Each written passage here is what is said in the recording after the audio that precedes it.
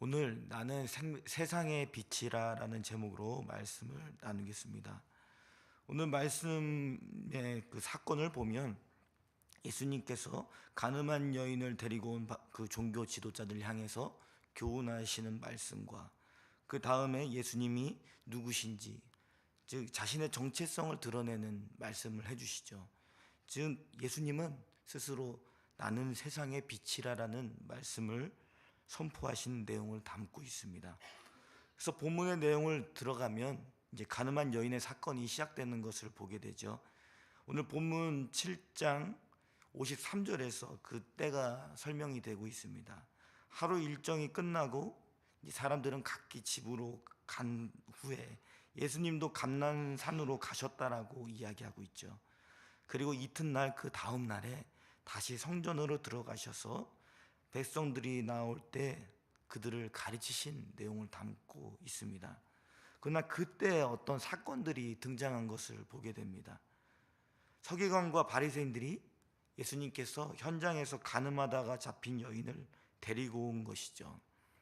그리고 이 가늠한 여인을 어떻게 처리해야 하는지에 대한 내용을 담고 있습니다. 서기관과 바리새인들은 이 가늠한 여인이 모세가 말한 율법에 근거하여 제시하고 있죠. 모세가 말한 율법에 근거하여 이 여자는 어떠한 죄를 범했습니까? 음행한 여자로서 돌로 쳐 죽여야 한다고 이제 말씀하고 있는 것이죠. 이것은 구약의 레위기 20장 10절이나 신명기 22장 22절에서 그 근거를 말씀해 주고 있습니다. 이것은 특별히 10계명 중 7계명, 즉 간음하지 말라는 법에 대한 위반이죠. 하나님의 법을 어긴 것입니다. 분명한 죄이죠. 그리고 돌로 치라는 처벌을 이야기했습니다. 이것은 잘 알고 계시다시피 돌로 치라고 하는 그 형벌은 이스라엘의 그 국가의 질서와 또 거룩성을 지키기 위해서 하나님께서 제정하신 시민법이었습니다.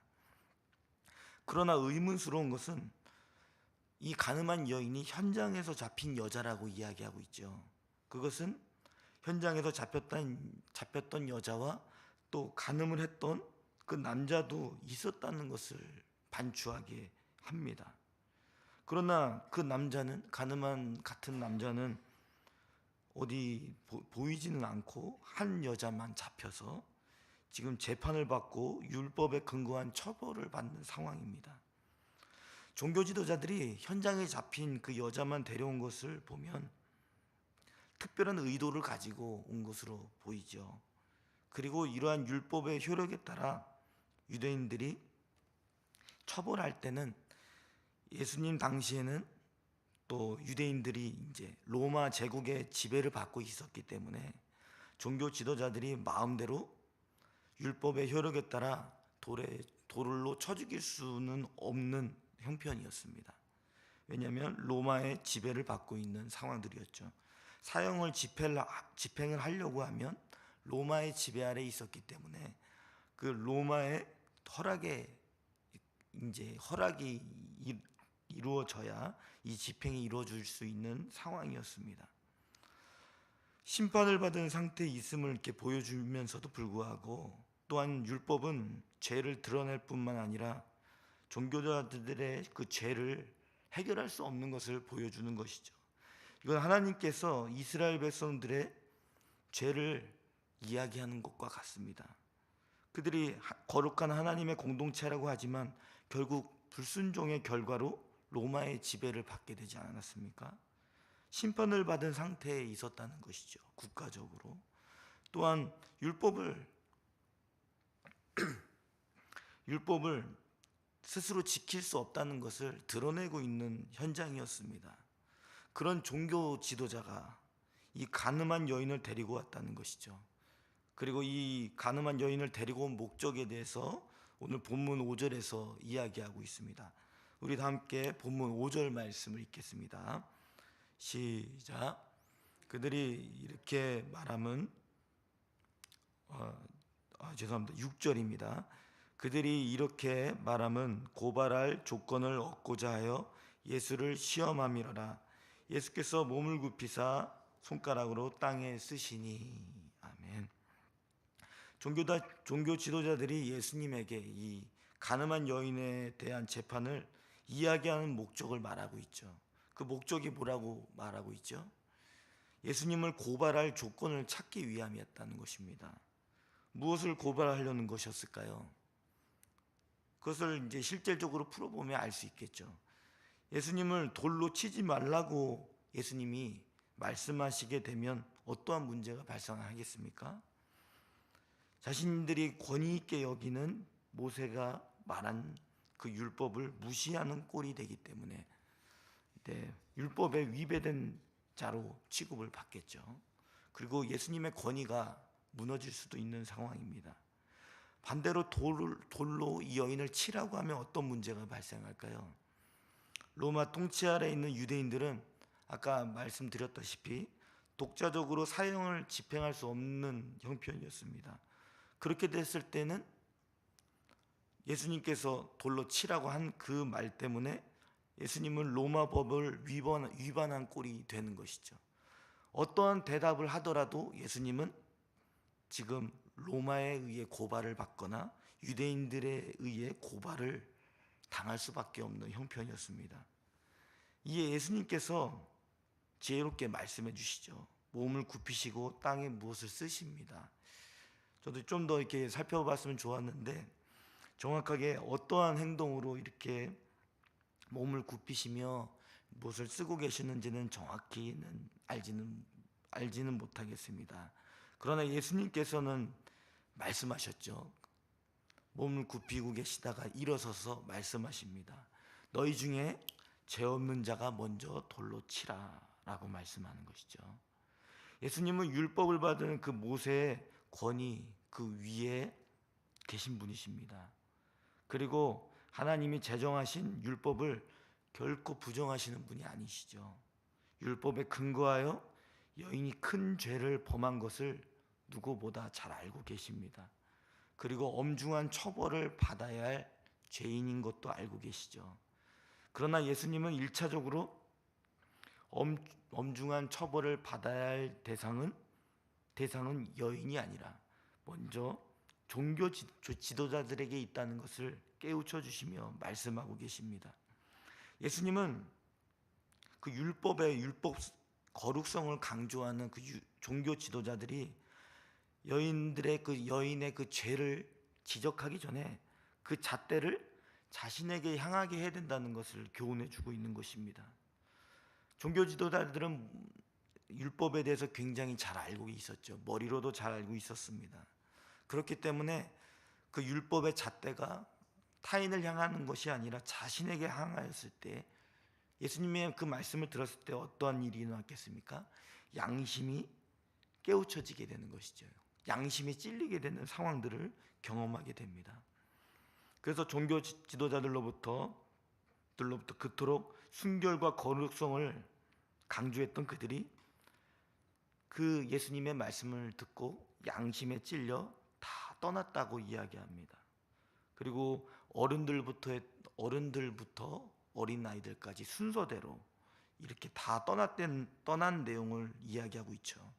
예수님은 이처럼 고발하려는 악한 생각과 또 여인을 희생양으로 삼아 자신들이 율법 위에 상대방을 심판하려고 하는 그 근본적 문제를 책망하시며 그들을 다 떠나 보냈습니다.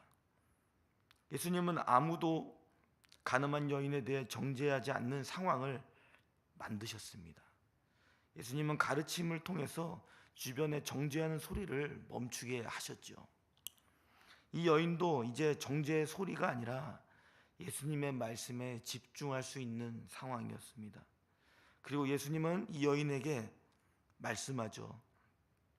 다른 사람이 어디 있느냐라고 했을 때 정죄하는 소리가 어디 있느냐? 아무도 없다라고 여인의 말을 듣고 예수님도 말씀하십니다. 나도 너를 정죄하지 않겠다라고 말씀하시죠. 예수님을 단지 사람으로 이야기한다면 나도 너를 정죄하지 않겠다라고 말하는 것은 아무 효력이 없는 일입니다. 왜냐하면 예수님이 이 여인을 정죄하지 않는다고 해서 또 내가 어떤 다른 곳으로 향하였을 때 정죄를 안 받게 되는 것이 아니기 때문이죠. 그러나 예수님은 누구십니까? 죄 용서함을 가져다 주시는 예수님, 하나님의 아들이시기 때문이죠. 죄인을 찾아오신 하나님의 아들 예수님이십니다. 그 믿음으로 바라본다면 이 죄에 대한 정죄와 저주를 물러가게 하시는 예수님이심을 우리가 보게 됩니다. 예수님은 하나님의 아들로서 우리에게 찾아오십니다. 죄 용서함의 은혜를 주시기 위해 오셨습니다. 그리고 현실 속에서 우리가 죄로 인해서 그 어둠 가운데 있을 때 참된 빛을 경험하게 하시는 분이시죠. 우리는 예수님의 말씀대로, 율법의 기준대로 의의 기준에 도달할 수 없는 죄인입니다. 우리가 살아 숨쉬면서 숨을 쉬면 쉴수록, 나이를 먹으면 먹을수록 우리는 더 죄인임을 깨닫게 되죠. 마음으로 짓는 모습들을 돌아보게 되고, 또 행동으로 짓는 일로 인해서 죄책감마저 들게 됩니다. 그러한 경험들을 하게 때 우리는 남이 우리를 정죄하지 않아도 우리 스스로 나 자신을 정죄하며 나아갈 때가 있죠. 우리에게도 양심이 있기 때문입니다. 의에 대한 기준이 있고 그 의에 미치지 못하는 우리 자신을 보면서 양심에 의해서 스스로 부족하고 죄인임을 깨닫게 되는 것이죠. 그러한 것을 뼈저리게 깨달게 될 때, 죄인임을 깨달게 될 때에 예수님을 바라보게 됩니다. 예수님을 바라보게 되면 어떻게 됩니까? 내가 다시 한번 살아갈 힘을 얻게 되는 것이죠. 예수님이 우리의 죄를 용서해 주시고 용납해 주시며 다시 죄를 짓지 말라고 끝까지 기회를 주시는 예수님을 보며 우리는 다시 살아갈 힘을 얻게 됩니다. 오늘 이 여인을 통해서, 어두운 가운데 살아가고 있는 이 여인을 통해서 빛이 되시는 예수님의 모습이 무엇인지를 다시 한번 깨닫게 해주는 것입니다. 저와 여러분도 마찬가지입니다. 우리가 예수님을 믿고 살아가지만 우리가 죄인임을 더 뼈저리게 느끼게 될 때에 우리는 예수님을 바라볼 수밖에 없습니다. 예수님을 바라보고 믿음으로 바라보게 될 때에 제 용서함의 은혜가 얼마나 큰 것인지를 다시 한번 깨닫게 되는 것이죠. 그렇게 될 때 다시 빛 가운데 살아갈 소망을 얻게 됩니다. 그리고 소망으로 끝나는 것이 아니라 예수님이 말씀하신 대로 너가 나에게 은혜를 입었으니 이제 다시는 죄를 짓지 말라는 이 말씀을 통해서 이 세상 가운데 빛 대신 예수님의 말씀을 따라 살아갈 힘을 얻게 되는 것입니다. 저와 여러분이 이 빛 되시는 예수님의 그 말씀을 붙들 수 있기를 바랍니다. 이 빛 되신 예수님을 바라보게 될 때에 영적으로 우리의 영혼이 어둠 가운데 다시 한번 빛으로 향하는 것이 무엇인지를, 그 원리를 깨닫게 될 것입니다. 다시 본문은 이제 이어서 12절부터 20절은 세상에 비치신 예수님에 대해서 이야기하고 있습니다. 정체성을 다시 한번 이야기하는 것이죠. 이 본문을 이야기하기 전에 어제 본문 이야기했던 내용을 좀 말씀을 언급하겠습니다. 어제 본문에서는 이제 일주일 동안 성전에서 유대인들이 성전에서 무엇을 했습니까? 초막절 축제를 행하지 않았습니까? 이 초막절 축제에는 이제 낮에는 이제 그 어떤 의식을 행했다고 했죠. 물을 주신 하나님께서 과거에 이스라엘 백성들에게 광야에서 물을 주신 하나님께 지금도 풍성한 소출을 위해 물을 주실 것을 기대하며 성전 제단에 물을 붓는 의식을 행했습니다. 초막절 행사가 7일 동안 이루어지게 되는데, 낮에는 이런 물을 붓는 의식이 치루어졌다면 7일 동안 매일 저녁에는 이제 성전에 등을 켜놓고 밤에 이제 등불 아래서 과거 광야 시절에 불기둥으로 인도하신 하나님을 기억하며 노래 부르고 춤을 추는 의식을 행했다고 합니다. 제가 이 말씀을 언급하는 이유는 무엇이냐면, 지금 어제 그 물의식, 초막절 행사 가운데 물의식을 행하는 그 일들이 있은 다음에 가늠한 여인의 그 사건이 이루어지지 않았습니까? 그런데 가늠한 여인의 그 사건들이 이루어진 때를 보면 본문 7장 53절에 그 다음 아침이라고 얘기하죠. 그러나 어제 초막절 행사 마지막 날이었습니다. 초막절 이제 행사 7일째 마지막 되는 날이었는데 가늠한 여인의 이야기는 그 다음 날로 이렇게 설명이 되고 있죠. 그러나 오늘 이 본문에서 보면 12절 8장 12절 20절은 전통적으로 본문을 해석할 때에 초막절 기간에 이루어진 행사로 보고 있습니다. 문제가 되는 것은 그러면 중간에 가늠한 여인의 사건이 왜 들어갔을까라고 볼 수 있겠죠.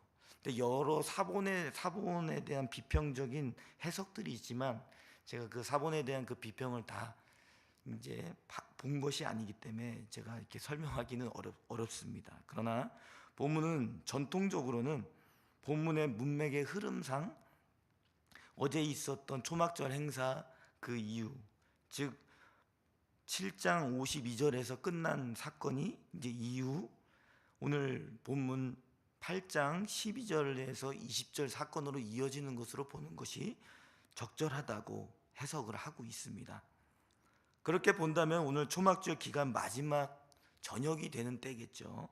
그때에 지금 어떤 행사를 치르고 있다고 보여집니까? 성전을 환히 밝힌 등불 아래서 과거 광야 시절에 불기둥으로 인도하신 하나님을 기억하며 노래하고 춤추는 의식을 행하고 있는 상황이었다는 것을 이야기해 줍니다. 이때도 마찬가지로 예수님께서 유대인들에게 베풀으셨던 그 광야에서의 그 일들을 다시 한번 상기시키며 예수님의 정체성을 드러내는 것이죠. 예수님이 이 땅 가운데 생명의 빛으로 오셨다라고 말씀하고 있는 것입니다. 즉 광야에서 불기둥을 통해 인도하신 하나님이 이제는 예수님을 통해서 너희들을 어둠 가운데 생명으로 인도하는 빛이시라는 것을 말씀해 주고 있는 것입니다. 그것을 정의하시기 위해서 이러한 사건들을 비추어 말씀해 주셨다는 것이죠. 그러나 이 선포를 들은 예수님의 선포를 들은 바리새인들은 어떠한 반응을 보입니까? 우리 다 함께 본문 13절 말씀 읽겠습니다. 시작. 바리새인들이 죄송합니다. 다 함께 본문 8장 6절 말씀을 읽겠습니다. 그들이 이렇게 말함은 고발할 조건을 얻고자 하여 예수를 시험함이로라. 그래서 몸을 굽히사 손가락 등에 쓰시니 죄송합니다. 제가 잘못 8장 13절이 맞네요. 8장 13절 말씀을 읽겠습니다. 읽겠습니다. 시작. 바리새인들이 이르되 내가 너를 위하여 증언하니 내 증언은 참되지 아니하도다. 아멘. 예수님은 자신의 증언이 참되다는 것을 그들의 육체를 따른 판단의 결과라고 비판합니다. 비판을 하죠. 결국은 예수님이 어디서 오셨고 어디로 가는지 모르는데 그들은 자신의 말씀을 통해 알려주시는 예수님을 인간적인 경험과 시각으로 판단하고 결정합니다. 그리고 예수님이 참이 아니라 거짓이라는 것을 표명하고 있죠. 언제나 예수님은 오늘 우리에게 말씀해 주십니다. 참되시고 참된 증언자이시며 참된 판단을 하시는 분이시라고 말씀합니다. 예수님이 말씀하시는 것이 하나님이 말씀하신 것이고 예수님이 하시는 일이 하나님이 하신 일이라는 것을 증명해 내고 있습니다. 그러나 바리새인들의 시각은 유대인들의 그 시각에 비추어서 말하고 있죠. 두 증인을 내세우면서 너가 말하고 증언하고 있는 것이 예수님이 말하는 것이 증거로서 어떤 효력이 있는지를 이야기합니다. 그러나 예수님은 증인으로서 예수님 자신과 자신을 보낸 하나님이 증인이시라고 말씀하며 오늘 본문은 마무리되고 있습니다. 이처럼 바리새인들은 자신의 제한된 생각을 가지고 어둠 가운데 어둠의 생각을 하며 예수님을 받아들이지 않습니다. 예수님을 받아들이지 않기 때문에 하나님의 뜻도 받아들이지 않고 하나님을 버리게 되는 결과를 맞이하게 됩니다. 예수님이 아니면 안 되는 일을 그들의 무지함으로 인해서 결국은 다 잃어버리게 되는 결과를 초래하게 된 것이죠. 이처럼 무지는 빛이 아닌 어둠 가운데 속한 것임을 증명해주고 있다는 것을 우리에게 교훈해주며 마무리하고 있습니다. 말씀을 맺겠습니다. 예수님은 우리의 가늠한 여인을 통해서 예수님이 어둠 가운데 생명의 빛으로 인도하시는 분이심을 우리에게 교훈해 주셨습니다. 그러나 우리는 빛이신 예수님의 말씀을 우리의 무지로 막을 때가 있죠.